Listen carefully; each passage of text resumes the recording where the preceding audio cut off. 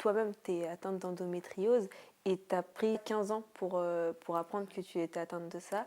Est-ce que tu peux un peu nous raconter ton parcours? Moi, j'ai un parcours assez classique. C'est-à-dire que moi, j'ai commencé à dire à ma mère, à mon médecin, j'ai vraiment trop mal, je ne peux pas bouger, tout ça. Enfin, plus à l'adolescence, c'était vraiment des grosses crises. Clairement, j'étais sur les toilettes avec une bassine sur les genoux, tellement tout se contractait à l'intérieur, quoi, jusqu'à faire un malaise sur le carrelage. Ah ouais, c'était l'exorciste. C'est ça.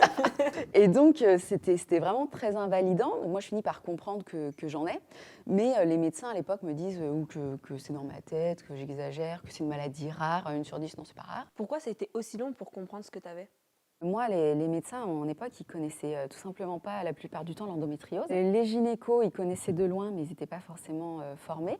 Et pareil pour les radiologues, en fait. Et moi, je me souviens, je me suis retrouvée face à une gynéco qui n'était pas de mauvaise foi, hein, mais je lui ai parlé d'endométriose, je dis quand même, là, je suspecte grandement. Et elle me dit, ah, vous croyez, c'est une maladie rare et tout. Je dis, bah, peut-être chercher quand même. Ah bon, bah, on fait quoi? Et là, en fait, je me suis retrouvée à lui dicter une ordonnance d'IRM pelvienne. Ah ouais, c'est chaud.